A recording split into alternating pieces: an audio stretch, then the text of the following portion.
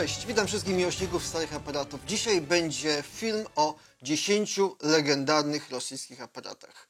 Oczywiście od razu na wstępie powiem, wybór jest subiektywny. Zresztą miałem duży problem z wyborem 10 aparatów, dlatego że w pierwszej liście, którą stworzyłem, było 20 parę pozycji. Tak siedziałem, tak wykreślałem ten, ojejku, ale nie, no o tym, ale nie, a no dobra, no musi być i tak naprawdę to była ciężka praca, żeby wybrać tych 10 aparatów, bo jakbym zrobił na 20, to by ten film trwał, nie wiem, 2 albo 3 godziny. Więc jeśli uważasz, że wybrałem niewłaściwie, że ty byś wybrał inaczej, ja się z tobą zgadzam.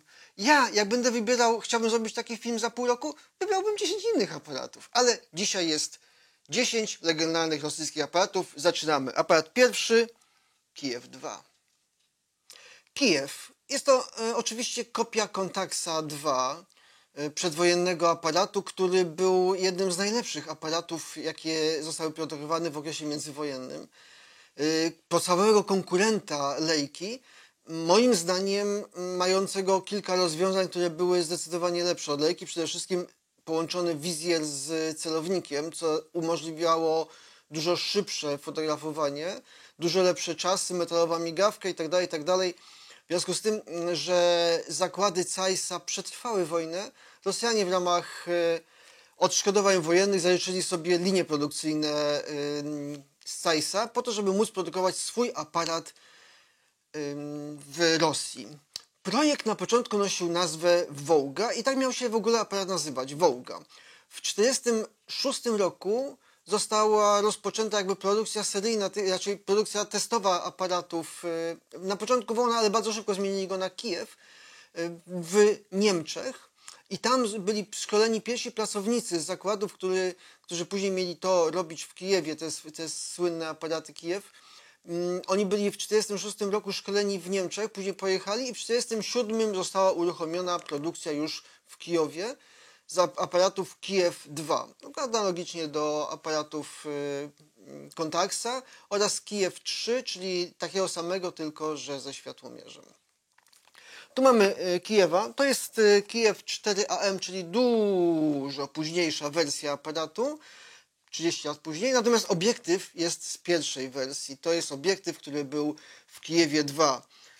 No niestety korpus się nie nadawał do użytku, został mi tylko z niego obiektyw. Aparat wtedy, no czemu on był taki świetny? No świetny dlatego, że metalowa migawka, czas 1/1250 część sekundy, coś co było no nie do pomyślenia wcześniej, świetne wykonanie, sprzężony dalmierz z wizjerem, możliwość ustawienia ostrości tu, pokrętełkiem przy korpusie, można ustawiać ostrość, wygoda, precyzja pracy, estetyka, wszystko w tym aparacie było rewelacyjne. Aparat bardzo szybko stał się marzeniem fotografów rosyjskich, zwłaszcza że na rynek taki konsumencki trafił dopiero w 1951 roku pierwsze egzemplarze. Ogólnie założenie tego projektu Wołga jeszcze miało być takie, że mieli produkować 5000 aparatów miesięcznie. Czyli dużo, zdecydowanie więcej niż Niemcy przed wojną.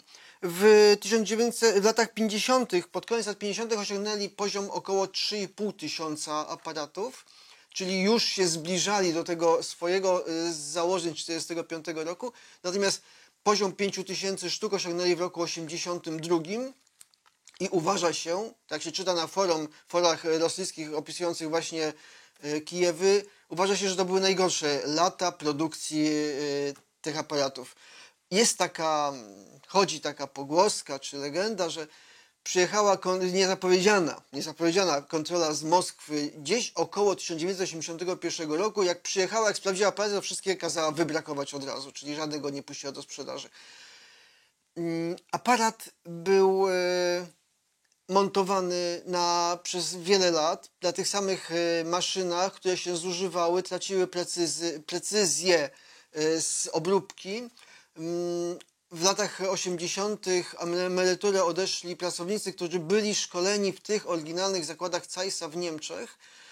Jakość podupadła. rewelacją tego aparatu jest to, że mimo tego, że on był składany z coraz gorszych części, jak to się Niemcy wyrazili, z części, których w ogóle nie powinny trafić do produkcji, do złożenia, ten aparat nadal działa. Mój aparat z 82 roku, działa i robi bardzo dobre zdjęcia, czyli nie ma z nim problemów żadnych. No dobre zdjęcia dzięki świetnej optyce. Do aparatu obiektywem podstawowym takim był Jupiter 8, czyli oczywiście kopia niemieckiego Zeissa. Przy czym to nie jest kopia. Jak to na początku były dyskusje na zachodzie na temat tego aparatu, szwedzki ambasador powiedział, że nie no, Kijew to jest niemiecki aparat, tylko produkowany w Związku Radzieckim.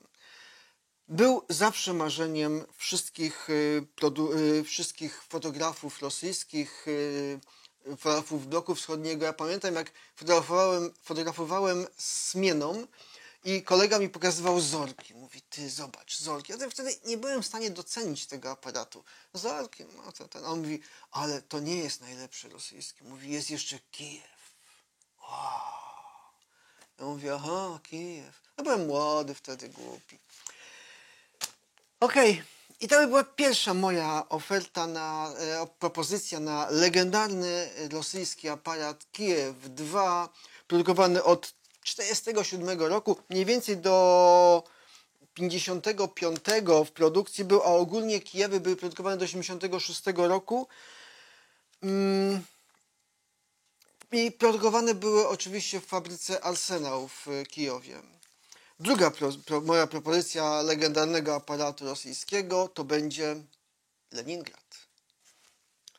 Leningrad dla odmiany produkowany był w później znanych jako łomo zakładach GOMS, czyli Gospodarstwienny Optyko-Mechaniczny Zawód w Leningradzie. Aparat, który został skonstruowany gdzieś w połowie lat 40. Był to w odróżnieniu od tego masowej ilości aparatów, które były kopią niemieckich aparatów fotograficznych. Oczywiście zaraz ktoś się obrazi, że nie no, jak to? Tylko niemieckich niemożliwe, to jest obraza. My nie tylko produkowaliśmy niemieckie kopie aparatów, produkowaliśmy jeszcze japońskie kopie aparatów. A Leningrad był oryginalną, czy nadal jest, oryginalnym projektem rosyjskim. Projektem, który już w latach 50., 51 można pierwsze prototypy spotkać, natomiast ogólnie do produkcji wszedł w roku 1956. Do sprzedaży wyprodukowano ogólnie 76 000 sztuk, czyli wcale nie tak dużo, ale aparat był skomplikowany i trudny w produkcji i nie był tani. Aparat nie był znany mocno, natomiast w 1958 roku na pierwszej powojennej wystawie w Brukseli aparat ten został zaprezentowany i zdobył najwyższą nagrodę, najwyższe uznanie wśród aparatów fotograficznych, zdobył Grand Prix i świat wtedy zobaczył aparat, który był lepszy od ich aparatów produkowanych na zachodzie. Zobaczył, że Związek Radziecki to nie tylko ukraińskie zboże czy syberyjskie drewno, ale oni jeszcze mają jakiś przemysł, który jest w stanie zrobić coś takiego. I to nie jest aparat, który został wyprodukowany tu i teraz po to, żeby go nam pokazać w wersji takiej pokazowej, prototypowej, tylko to jest wersja seryjna. Oni już wyprodukowali kilka tysięcy tych aparatów i nadal zamierzają go produkować. Ale ja nie mam Leningradu. Nie mam. Nie dorobiłem się tego aparatu. Na pewno kiedyś się dorobię. Natomiast nie mam. Marzę o nim. Jest dla mnie nadal jeszcze legendą, tak jak był legendą dla wielu różnych fotografów. Ale co w nim jest takiego innego, co odróżniało go od wszystkich aparatów? No, samo wykonanie. Migawka zrobiona z gumowanego jedwabiu, osiągająca czasy do 1/1000 części sekundy. Okej, to było. Natomiast aparat odróżniał się od wszystkich aparatów tym, że można było nim robić zdjęcia nawet do 3 zdjęć na sekundę. I w serii do 20 zdjęć. Za pomocą mechanizmu, którym naciągało się aparat. O, tu mam młodszego brata Leningrada, powiedzmy, czyli późniejszy łomot, który jest oparty dokładnie na tej samej zasadzie. Duży pokrętło, którym naciągamy sprężynę, naciągamy. Tam w Leningradzie jest jeszcze licznik. Ile naciągnęliśmy w tej chwili? Aha, teraz jak naciągnąłem, to mogę zrobić 5 zdjęć, a teraz mogę zrobić 10 zdjęć, w zależności od tego, co chcę. Do końca jak naciągnę, to będę miał 20 zdjęć. I to właśnie do końca, bo w tym aparacie jak będę przekręcał, o, jest opór. Trafiłem na opór i jest koniec, ja już nie mogę kręcić. Wyliczył ileś obrotów i koniec. W Leningradzie tego nie było. Jak ktoś chciał zrobić długą serię, a sprężyna już była słabsza, po prostu zrywali sprężyny i to była najwięcej aparatów jest w ten sposób uszkodzonych dzisiaj. Natomiast po naciągnięciu aparat, jak się nacisnęło spust, automatycznie przewijał film i naciągał migawkę. I można było w ten sposób, jak ktoś szybko robił, do 3 zdjęć na sekundę wyciągnąć. Ten ma krótszą serię, jest młodszym bratem, też aparatem, który nie wszedł do legendarnych aparatów, chociaż jest bardzo ciekawym modelem i dużo bardziej popularnym i dostępnym. Leningrad otworzył świat, otworzył Rosję, było to takie określane przez wielu jako okno Związku Radzieckiego na świat. To dzięki niemu przemysł fotograficzny zachodni zobaczył, że Związek Radziecki istnieje i robi coś ciekawego. A aparat był aparatem, o którym marzyło wielu fotografów amatorów, którego używali zawodowcy i który do dzisiaj cały czas jest legendą rosyjskiego aparatu, zwłaszcza, że jest to oryginalna rosyjska konstrukcja. Trzeci aparat, który w moim zestawieniu będzie, jest to Zorki 4. Zorki 4, tu jest tak, że Zorki się wywodzi od Fedów, a Fedy wywodzą się od Lejek. Zorki 4, produkowane też od tego 56 roku, rozpoczęto produkcję. To były dobre lata rosyjskie wtedy. Stał się takim namiastką Leningrada, namiastką Kijewa, takim popularnym, świetnym aparatem dla większości użytkowników. Tak się rozglądam, żeby go zobaczyć. Mam tutaj Zorki 4. Oczywiście przed Zorki 4 były Zorki wcześniejsze. Zorki 4 ma też połączone wizję z dalmierzem. Ma czas 1/1000 części sekundy. Jest niezawodny, w zestawie był sprzedawany z takim samym Jupiterem 8, czyli kopią Sonara, jak i sprzedawany był Leningrad, jak i sprzedawany był Kijew, oczywiście z innym mocowaniem, to jest mocowanie na M39, który dał możliwość pasjonatom fotografii, zwłaszcza rosyjskim, korzystania ze świetnego aparatu, ze świetnego sprzętu. Do tego stopnia, że w pewnym momencie, jak zaczęli produkować Zorki 5, później Zorki 6. Zorki 6, bardzo fajny aparat, tylko tyle, że skrócone ma czasy, bo ma 1/500 część sekundy od 1/30 części sekundy, czyli niestety dużo mniej. Zaprzestano produkcję w pewnym momencie Zorki 4, uważając, że no po co, zwłaszcza, że przerzucili się na produkcję Zorki 10, aparatu dosyć dziwnego. Z mojego punktu widzenia na pewno nie jest to aparat dla zaawansowanego amatora. W związku z tym, jak zaprzestali produkcję, to zrzeszeni w tysiącach kół miłośnicy fotografii zaczęli pisać prośby do zakładu, prośby do ministerstwa o to, żeby wznowili z powrotem produkcję Zorki 4, bo to czym oni będą robili? To jest jedyny taki aparat zaawansowany, dostępny dla miłośnika fotografii, dla amatora fotografii. Oczywiście amatorzy fotografii wtedy dzielili się na użytkowników lustrzanek, czyli miłośników zenitów i miłośników dalmierzy, czyli bezlusterkowców, czyli miłośników Zorki. Amatorzy tacy początkujący kupowali wtedy Fedy.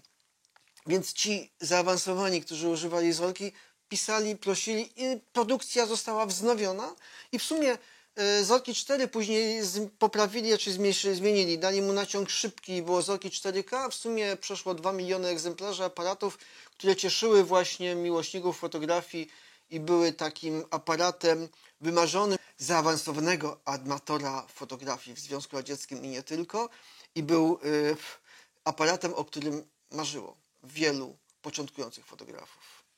Następny aparat, który jest w mojej liście, będzie to aparat Salut. Aparat w roku 1957 został zaprezentowany po raz pierwszy. Od razu wszyscy zwrócili uwagę na to, że jest łudząco podobny do Hasselblada 1600F. I tak spytać Rosjanów, czy to jest kopia Hasselblada. Oczywiście Rosjanie powiedzieli, ależ skąd? Ależ dlaczego? Nie. To nie jest kopia Hasselblada. to jest aparat zrobiony na wzór konstrukcji niemieckiej, która powstała przed rokiem 1945, czyli możemy sobie jego wziąć na wzór. I my rozwinęliśmy tą konstrukcję i dlatego i stworzyliśmy ten aparat. A że Hasselblad korzystał z tego samego wzoru niemieckiego do stworzenia swojego aparatu, dlatego one są tak do siebie podobne. No, podobne. Obiektywy są idealnie pasujące, magazynki na filmy są idealnie pasujące, cała koncepcja aparatu jest idealnie pasująca.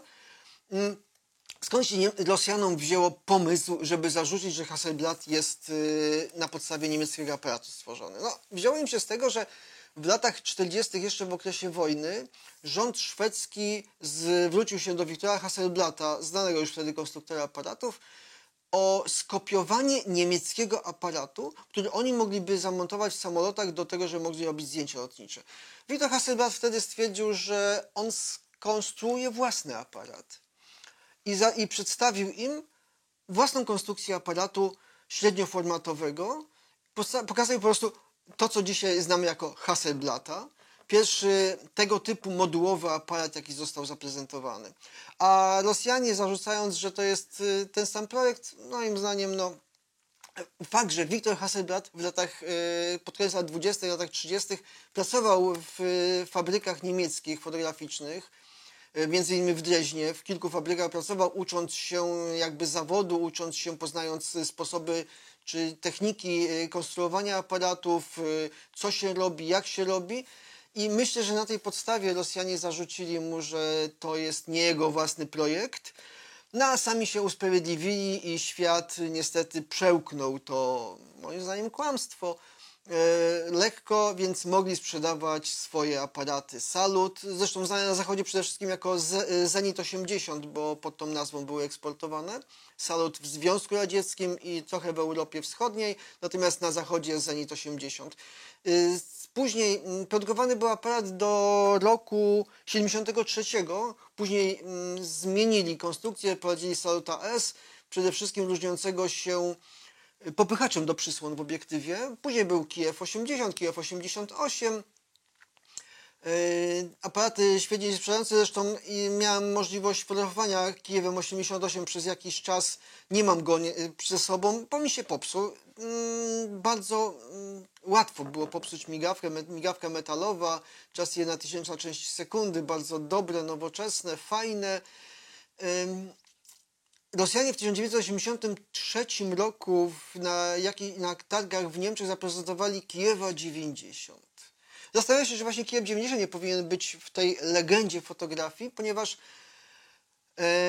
jeśli Salut był produkowany i był tym marzeniem fotografów, to Kijew 90 już był tylko taką legendą, ponieważ tylko był pokazowo zrobiony kilka egzemplarzy, podobno 200. Różnił się tym, że miał migawkę elektroniczną, możliwością sterowania, z możliwością pracy półautomatycznej, czyli przy doboru czasu do przysłony, bardzo nowoczesną, bardzo ładnym wyglądem i mógłby być przebojem rynkowym, gdyby nie to, że to był rok 83 i rynek rosyjski w tym momencie, przemysł rosyjski miał dosyć mocną zapaść, przechodził przeobrażenia gospodarcze i nie było miejsca na to, żeby tak drogi projekt prowadzić do realizacji. Natomiast Salut był marzeniem fotografów. Dlaczego był marzeniem fotografów? Salut z 2 obiektywami, znaczy sam korpus, bez aparatu, kosztował tyle, co półroczna pensja średnia pracownika w Związku Radzieckim. Z 2 obiektywami kosztował tyle, co samochód Moskwicz. A Moskwicz samochód był marzeniem. Więc kogo było stać na kupienie takiego aparatu średnioformatowego? Tylko agencje fotograficzne, praktycznie mało który fotograf rosyjski czy inny mógł wtedy sobie pozwolić na kupno takiego aparatu. Kijewa 80 czy Kijewa 88, ok. Już później mogli. Zmienił się świat, zmieniły się proporcje cen, mogli sobie pozwolić. Natomiast Salut był marzeniem, był tym profesjonalnym aparatem, którym mogli sobie fotografowie amatorzy marzyć, a zawodowcy mogli go niektórzy, jeśli agencja kupiła, używać. Dobrze, to byłby Salut. Numer 5 na mojej liście, czyli Kijew 10. Aparat też skonstruowany w fabryce Arsenał w Kijowie. Dla odmiany lustrzanka. Pierwszy rok, produkowano od roku 64, w sumie do roku 73, kiedy zastąpił go Kijew 15. Które ja mam. Pierwsze wrażenie, jakie się bierze, czy Kijewa 10, Kijewa 15 do ręki, to jest ciężar. Ojej, to swoje waży. I myślę, że to była podstawa tego, że aparat w sumie nie był lubiany przez fotografów. Dlaczego Kijew 10 akurat trafił do mojej listy? Był pierwszym w Związku Radzieckim aparatem, który potrafił automatycznie dobierać ekspozycję, czyli do zadanego czasu on dobierał przysłonę. I robił to na podstawie światłomierza selenowego, który mierzył światło nad obiektywem i ustawiał sobie automatycznie. Mówią, w zasadzie twierdzą, że był to pierwszy tego typu aparat na świecie. Ja sprawdzałem tę informację kilkakrotnie i nie znalazłem aparatu, który by działał na tej zasadzie, czyli dobył przysłony do czasu, wytrygowanego lustrzanki. Nie aparatu, tylko lustrzanki. Przed rokiem 64. Wersja późniejsza, czyli Kijew 15, to TEE, to oznacza, że jest pomiar przez obiektyw. Tu znajduje się w tej chwili już zasilana baterią dioda CDS, która mierzy światło przez obiektyw i na tej podstawie ustawia przysłonę, jeśli ją ustawimy w tryb automatyczny lub ręcznie ustawiamy. Aparat również ma własne mocowanie, zarówno 10 jak i 15 obiektywów, własne obiektywy, które nie mają przysłon. Obiektywy nie mają z założenia, można je zdjąć i sam obiektyw nie posiada przysłon, ma własny bagnet mocujący i można go używać wyłącznie z tymi korpusami, gdzie przysłony ustawia się na aparacie. Aparat, który mówię o Kijewie 10, dawał możliwość od 1/2 części sekundy do 1/1000 części sekundy. Zastosowana w nim była dosyć specyficzna, zresztą tak samo jak w tym migawka. Ona jest złota.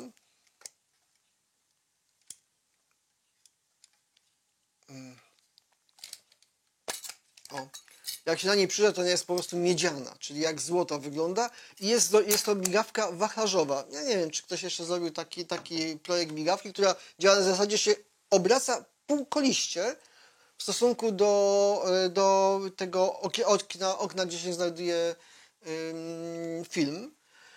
Dzięki temu właśnie wykorzystając to półkoliście uzyskali szybszy czas, ale dzięki temu, ale przez to musieli go zwiększyć u dołu, obciążyć, zwiększyć u góry, u góry to chyba dla samej przyjemności robienia ciężkiego aparatu. To jest kawał kloca, którym się, prawdę mówiąc, tak fajnie porobić, ale to nie jest przyjemny aparat w użyciu. Natomiast Kijew 10 spowodował, że zakłady w Kijowie Arsenał zostały uznane za te zakłady, które mają produkować profesjonalne aparaty. Zresztą taki był podział zakładów w Związku Radzieckim. Mieliśmy Arsenał w Kijowie, który miał robić aparaty profesjonalne, Łomo w Leningradzie, które miało robić aparaty masowe. Masowa produkcja, jak największej, jak najszybciej, jak najtaniej. I taka średnia półka dla normalnych użytkowników, produkujące Zenity i Zorki, aparaty w Krasnogorsku pod Moskwą. Numer 5. Kolejnym aparatem jest aparat Horyzont. Aparat, którego historia rozpoczęła się w roku 1950 w ten sposób, że jesiennego dnia pod bramę zakładu w Krasnogorsku podjechała rządowa limuzyna. ZIL, z którego wysiadł mężczyzna z teczką. Mężczyzną okazał się Fiodor Wasiliewicz Tokariew, konstruktor broni strzeleckiej, który poszedł do dyrekcji i przedstawił im projekt aparatu fotograficznego. Aparatu, który miał z założenia, według tamtej legendy, miał fotografować, rejestrować pole ostrzału artylerii. W związku z tym aparat był panoramiczny, miał robić jedno zdjęcie od razu panoramiczne. Od razu jak przedstawił ten projekt, powiedział, projekt został zatwierdzony przez towarzysza Stalina, skonsultowany już. Zresztą Tokariew nosił miano osobistego przyjaciela Stalina. Miał do niego otwartą drogę i jak on poszedł do Stalina i powiedział, że chciałby to zrobić, Stalin powiedział, produkować. Zatwierdził do zakładu. Więc dyrekcja zakładu nie mogła odmówić stosowania tego aparatu. Zresztą aparat nosił, od razu nazywał się FT, czyli fotoaparat Tokariewa. No, żeby wiadomo było wszyscy, żeby wiedzieli, co to jest. Jak dyrekcja przedstawiła inżynierom ten aparat, stwierdzili, że konstrukcja jest bardzo ciekawa, natomiast jest bardzo skomplikowana.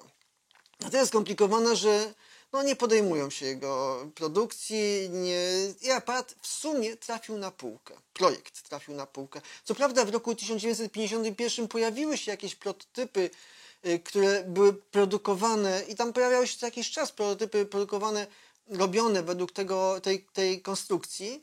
Natomiast tak naprawdę to dopiero w 1957 roku sięgnięto z powrotem po tą półkę. 1957 rok to był rok przed rokiem 1958. No, chyba logiczne nawet. W 1958 miała być wystawa w Brukseli, o której już zresztą wspomniałem wcześniej i wszystkie zakłady rosyjskie dostały zadania. Skonstruować, w tym wypadku, aparat, który na targach w Brukseli ma zdobyć medal.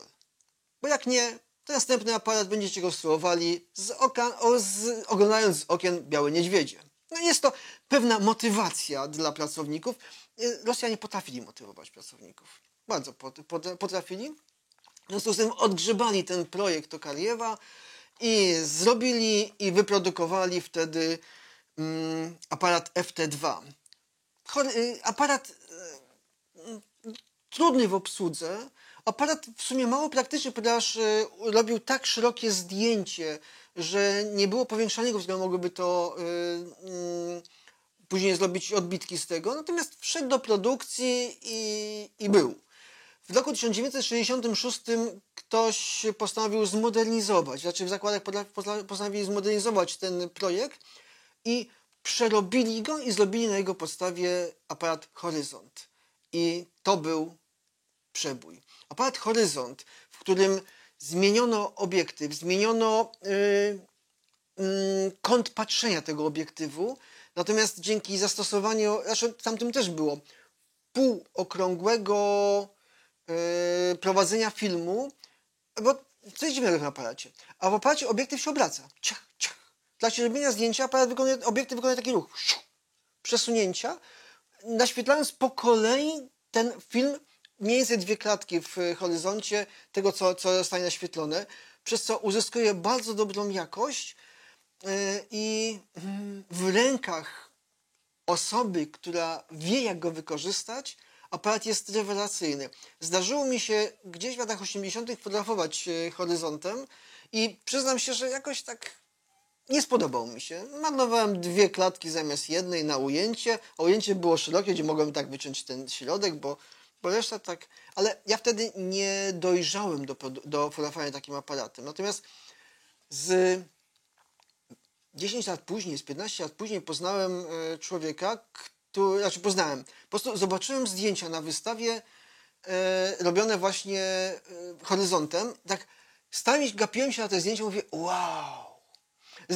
Zdjęcia, bo to były 3 zdjęcia ułożone w tryptyk. Jedno, drugie, trzecie. Jedno nad drugim. To było tak, że człowiek stanął na ulicy i zrobił wejście z ulicy z jednej strony i jakiś budyneczek z taką jakby podstawą czegoś. Następnie wszedł na pierwsze czy na drugie piętro kamienicy i stanął w tym samym miejscu, mniej więcej, co poprzednie, i zrobił drugie takie ujęcie poziomu, czyli dachy budynków i kawałek komina.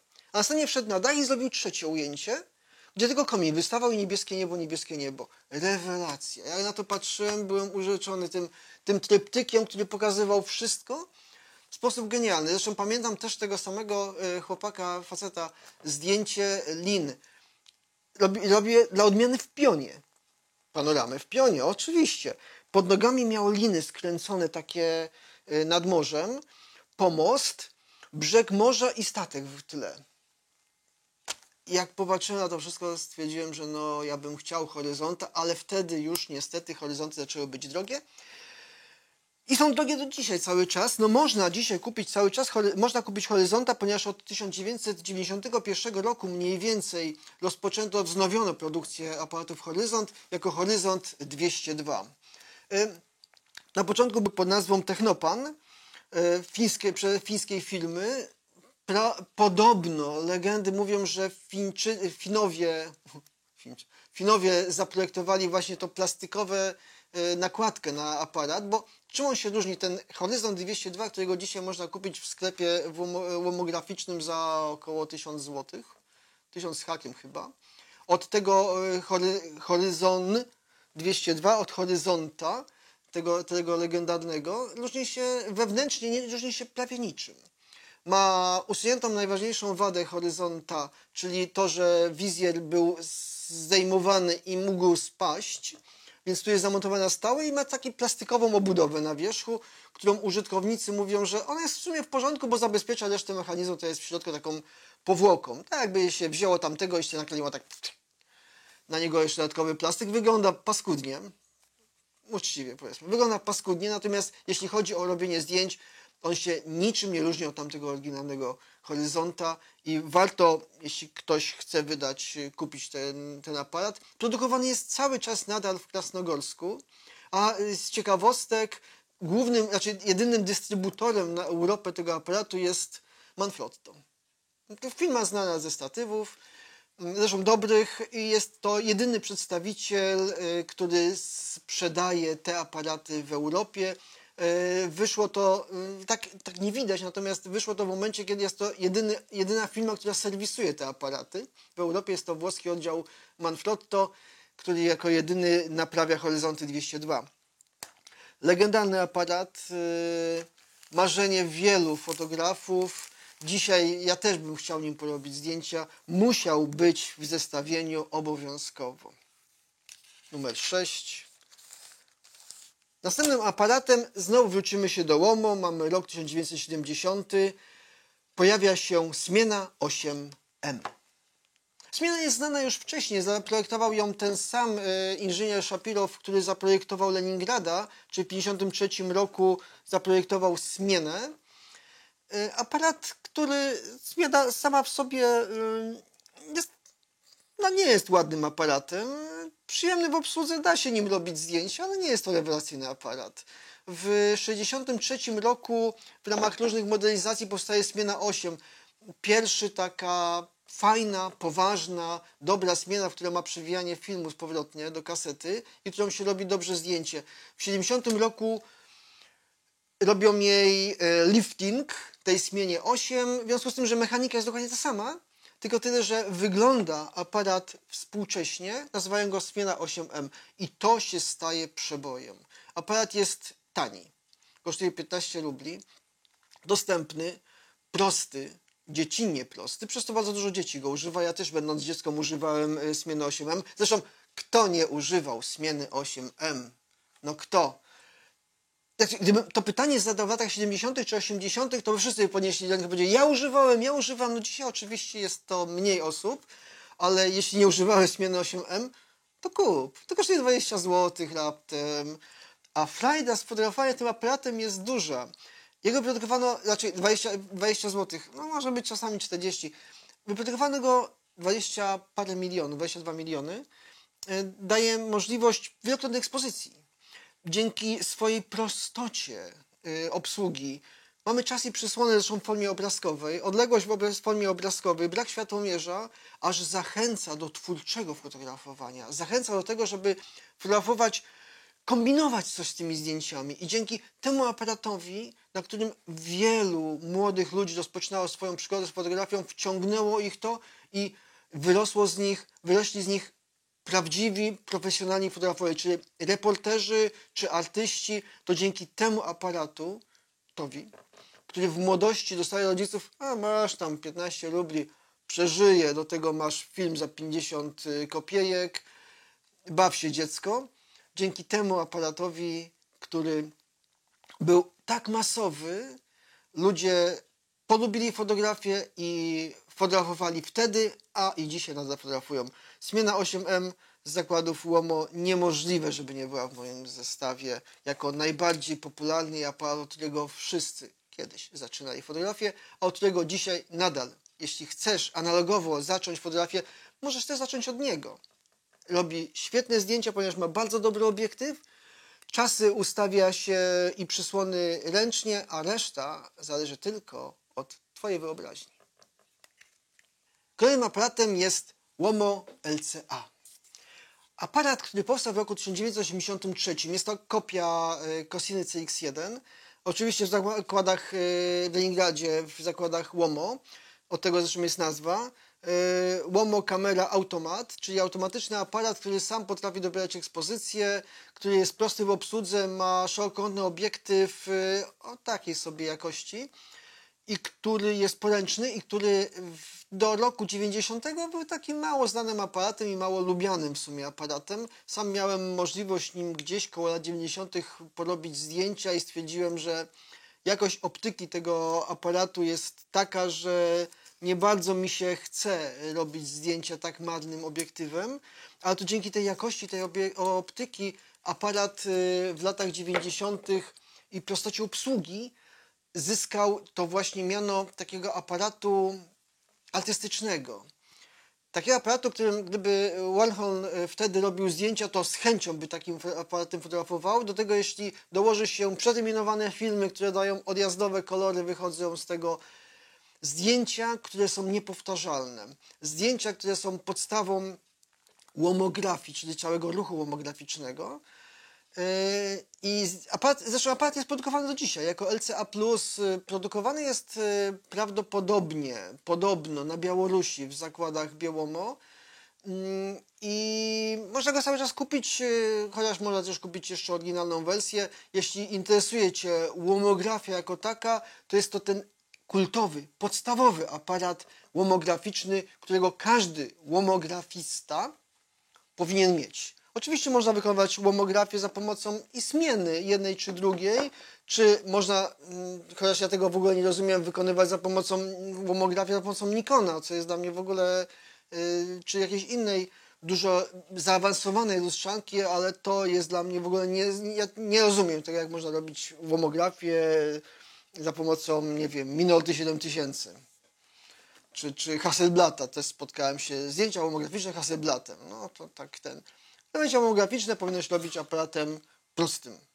Na przykład ten jest idealny do łomografii, moim zdaniem, bo jest szybki. To by był też oczywiście aparat w musie, łomo, w legendach musi być jak najbardziej. Przejdźmy teraz do lustrzanek jeszcze, których tutaj jak na razie była jedna, tak, bo był Kijew 10. Numerem 9 na mojej liście jest Zenit 19. Zenit musi być w tych legendarnych aparatach. Zastanawiałem się, czy nie powinien być to pierwszy Zenit. No mam Zenita S, czyli drugą wersję, gdzie Rosjanie w innowacyjny sposób przerobili aparat dalmierzowy na lustrzankę, składając w to całkiem coś nowego i tworząc ciekawy korpus, bardzo mały, bardzo poręczny, bardzo fajny, bardzo ciekawy aparat, który można było robić zdjęcia i który jest naprawdę fajny, czy jakiś inny. Natomiast wyszło mi, że jednak ten Zenit 19 byłby bardziej pasował do legend rosyjskich aparatów, ponieważ on się pojawił w roku 1979. Aparatów Zenit było bardzo dużo, miłośników fotografii, fotografujących Zenitami było bardzo dużo. I ja sam pamiętam notatkę prasową, która się wtedy pojawiła o tym, że wreszcie Zenit wyprodukował aparat, w którym poprawił największą wadę Zenitów. Bo jaka jest największa wada Zenitów? Czasy. Od 1/30 do 1/500 części sekundy koniec. Nie ma. A co na świecie było? 1 sekunda do 1/1000 części sekundy i każdy użytkownik Zenita, ja też, fotografując wtedy Zenitami, marzyłem o takim Zenicie, że przełożę swoje obiektywy, których uważam, że są dobre, na gwintem 42 do nowego korpusu, który da mi większe możliwości, szersze czasy i będę mógł wreszcie fotografować jak każdy zachodni fotograf. I w roku 1979 Zenit wypuścił Zenita 19. Metalowa migawka sterowana elektronicznie, czasy od 1 sekundy do 1/1000 części sekundy. Bajka. Ale do tego jeszcze wizjer kryjący 96% kadru. W Zenicie takim to jest, różnie to piszą, od 60 parę do 70% kryje kadru, a reszta zostaje, której nie widzisz. I później patrzysz na zdjęcie, a to było tam z boku. Fakt, że jak samemu się powiększało, to się wycinało środek i nie było żadnego problemu. Gorzej, jeśli chciałeś zrobić tym zdjęcia na filmach kolorowych, które oddawałeś do labu, żeby oni ci zrobili i trzeba było cały czas mieć w głowie to, że jeszcze po kantach coś mi zostanie. W Zenicie 19 nie trzeba było patrzeć. Prasa rozpisywała się na jego temat w samych superlatywach. Elektronika, sterowanie. Trzeba pamiętać, że trochę później powstał jeszcze Zenit 18, który miał elektronikę jeszcze zwiększoną o to, że mógł pracować w priorytecie czasu. Do przysłony przybierał samoczynnie czas, ale to już w ogóle był unikalny aparat. Wyszło ich kilka tysięcy sztuk, 7 tysięcy sztuk. No Zenitów 19, 120 tysięcy sztuk, więc da się go jeszcze dzisiaj kupić. Coraz trudniej o niego, ponieważ elektronika w nim szwankuje bardzo często i jest problem. Natomiast aparat był marzeniem. Nie tylko moim, ale marzeniem wielu użytkowników aparatów. I jako to marzenie, praktycznie jako taka legenda, którą chcieliby, został do końca, bo ja nigdy nie kupiłem Zenita 19, nigdy nie przeszedłem na Zenita 19. Zamiast Zenita 19 kupiłem Pentaxa. Uzyskałem to samo w innym korpusie, z inną kulturą pracy migawki, ale cóż, nie każdego było wtedy możliwość, nie każdy miał możliwość kupienia Pentaxa. Rosjanie mogli cały czas marzyć o Zenicie 19, który został tylko w strefie marzeń, w strefie legend i w strefie pragnień. W strefie pragnień został też następny aparat, który mam na liście, ostatni, zamykający 10 legend fotografii, czyli aparat Aumas. Aumas dla odmiany produkowany był w Łomo. Też to jest ciekawa historia, ponieważ w roku 1975 do zakładu Łomo przyjechał przedstawiciel Ministerstwa Obrony Narodowej Kornicki, który przedstawił im polecenie, bo to nie była propozycja, polecenie stworzenia profesjonalnego aparatu reporterskiego. Pytanie jest cały czas na wielu forach, dlaczego Kornicki pojechał do Leningradu, a nie na przykład do Krasnogorska, czy tak jak powinien do Kijowa, który produkował i który słynął z tego, miał zadanie produkowania profesjonalnych aparatów. W Leningradzie ostatni aparat, jaki produkowano, znaczy ostatnią lustrzankę, jaką produkowano, to był Sport w 1941 roku. To też ma parę sztuk i też aparat był niedopracowany do końca, w związku z tym nie mieli doświadczenia w produkcji lustrzanej. Co prawda robili Leningrada, ale w sumie to tak dziwne było. Natomiast czytałem na temat tego na rosyjskim forum i oni to wytłumaczyli. Po prostu Kornicki wcześniej pracował w Kijowie i on wiedział o tym, że w Kijowie w tym czasie trwają prace nad Kijewem 17. Aparatem, który co prawda nie miał być, który był bardziej do Nikormata podobny i na jego poziomie tworzony i oni nie mieli możliwości w tym momencie, bo robiąc tamten projekt, zrobić następnego projektu opartego na profesjonalnym aparacie. Utknęli na poziomie trochę niższym. Z założenia nie lubił fabryki w Krasnogorsku, więc do nich nie mógł pojechać, więc pojechał do Leningradu i powiedział im zróbcie. Oni przyjęli to, nie mogli odmówić. Jak szef przyjeżdża, bo nie łudźmy się, zakłady optyczne wszystkie podlegały pod Ministerstwo Obrony Narodowej. Tak logiczne. Ministerstwo Obrony Narodowej, zakłady fotograficzne to jest taka prosta droga, zresztą bardzo dużo zakładów podlegało pod Ministerstwo Obrony Narodowej. Musieli wykonać to polecenie, zresztą wykonali je z dużą przyjemnością. Zaczęli od wyboru wzorca. Na czym byśmy się wzorowali, robiąc aparat? Bo nie będziemy odkrywali Ameryki, bo po co? Weźmy jakiś profesjonalny aparat i zróbmy taką kopię z niego. Padło na Nikona F2. Więc pierwszą rzeczą zakupili Nikony na F2, zakupili do nich obiektywy, z czego się na pewno bardzo ucieszyli, dostali najprawdopodobniej dodatkowy fundusz na to. Nie było tak, że Rosjanin poszedł do sklepu i powiedział Nikona F2 i rekomplet obiektywu proszę. Musieli to zrobić w sposób inny, natomiast udało im się kupić, przywieźli i zaczęły się prace konstrukcyjne nad rozbieraniem aparatów i przerysowywaniem i opracowywaniem swojego własnego aparatu. 2 lata później, czyli w 1977 roku w biurze patentowym została zarejestrowana nazwa Aumaz. Aumaz po prostu oznacza diament. Więc no, wysoko mierzyli go ludzie. A w 79, jeśli dobrze pamiętam, tak, w 79 pierwszy projekt Aumaz 102 trafił do pokazu, został przedstawiony. Miało być stworzonych kilka wersji, różniących się między sobą jakby poziomem zaawansowania. Dla korespondenta oblasti, dla korespondenta krajowego. One miały być różne, dlatego powstało kilka różnych Aumazów, plus tam były różne projekty, jakby różne grupy pracowały nad tym. Do produkcji w efekcie trafił Aumaz 3 w roku 80, tak na poważnie. Aparat profesjonalny. Znaczy, moim zdaniem to oni wzięli mechanikę z Nikona, natomiast jak patrzę na tego Aumaza 103, to najbardziej mi przypomina to Canona A1 z wyglądu, z tego jak tutaj wygląda. To wolny kraj, wolny naród, wolni inżynierowie mogli mieszać między konstrukcjami, z których będą kopiowali jak chcieli. Wyprodukowano ogólnie tych Aumazów 103 9508 sztuk. Trafił do produkcji, w sumie trafił w 83, 85 to były lata produkcji tego aparatu. Aparat trafił w zły moment już. To samo co z Kijewem 90 rozpoczęła się pierestrojka. A pierestrojka oznaczała, że zakłady zaczęły przechodzić na samofinansowanie.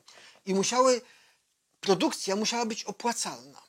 W związku z tym nieopłacalny projekt musiał spaść z produkcji, bo no, nie stać było zakładu na to, żeby utrzymywać projekt profesjonalnego aparatu kosztem aparatów amatorskich. On musiał zarabiać pieniądze i nie został zaprojektowany. Tak jak Rosjanie mówią, był to duży błąd, ale Rosjanie się dopiero wtedy uczyli tego myślenia menedżerskiego, ponieważ większość firm fotograficznych produkujących aparaty profesjonalne, ten najwyższy model, on nie musi być opłacalny.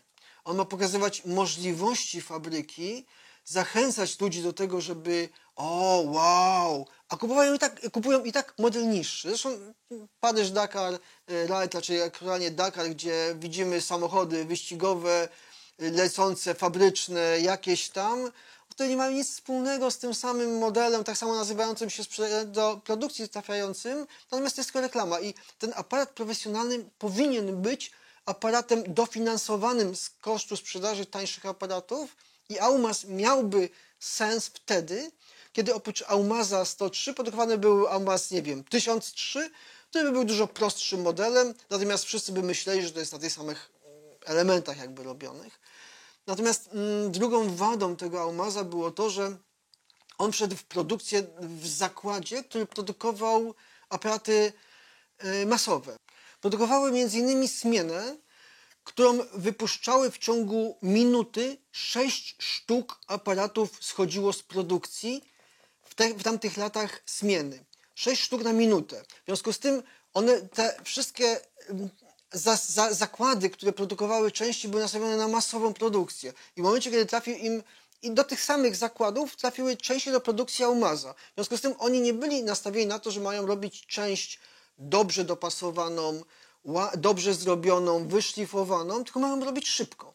W związku z tym zamiast szpień stalowy, który był trudny w obróbce i który był czasochłonny, zastąpili to trzpieniem metalowym w prowadnicy migawki, raczej miedzianym, który był szybki, łatwy i który się po prostu zużywał, a jego opiłki w aparacie, który był bardzo dobrze spasowany ze sobą, bo żeby profesjonalny aparat był profesjonalny, to musi pracować w temperaturach niskich i wysokich, a wtedy musi pracować bezsmarowo.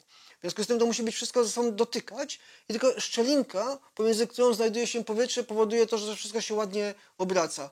Więc tam, jak się ta miedź leciutko wytarła, sypały się opiłki i on się zacinał po prostu. I Aumazy nagminnie się psuły, używane po miesiącu, po 2 miesiącach, po 3 miesiącach psuły się i nie nadawały się do użytku. Dlatego dzisiaj jest bardzo trudno o Aumaza, ponieważ większość się ich popsuła i z tych 9,5 tysiąca sztuk na rynku jest naprawdę bardzo mało, stąd został tylko legendą, profesjonalnym aparatem, który Rosjanie chcieli zrobić. Spotyka się informacja o tym, że pierwsza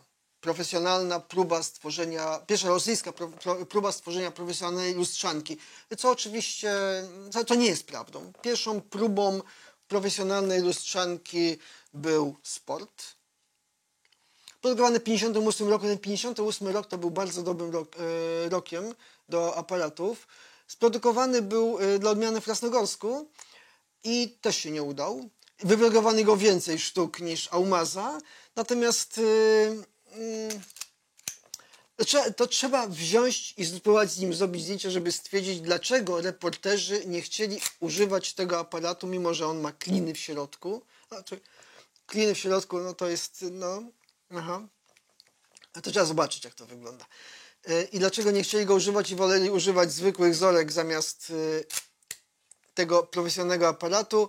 I w sumie to była nieudana konstrukcja, mimo że ma świetny obiektyw Heliosa z lantanowymi soczewkami, bardzo dobra optyka, tutaj 13-listkowa przysłona, no sam bajer, ale aparat produkowany był przez kilka lat. Była to pierwsza nieudana produkcja profesjonalnej lustrzanki. Profesjonalnej, ponieważ on ma zdejmowany pryzmat.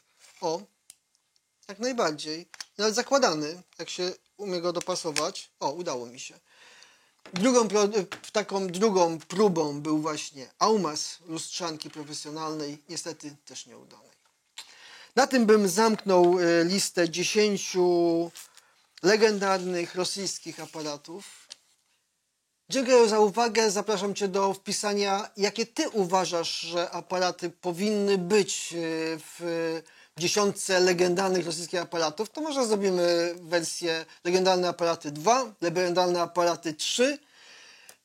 Zapraszam Cię do subskrybowania kanału, zapraszam do oglądania innych filmów, zapraszam do zajrzenia na mojego Patronite'a, którego założyłem do kanału Fotografia Analogowa. Wpisałem tam cele, które mają mi ułatwić jakby robienie filmów na kanał, czyli umożliwić zakup materiałów, które potrzebuję, żeby móc wywoływać, czyli filmów, negatywów, zakup aparatów, które mógłbym testować, ale też jeszcze tam jest jeden cel taki większy, który bym chciał sfinansować, a na który mi nie starczy pieniążków.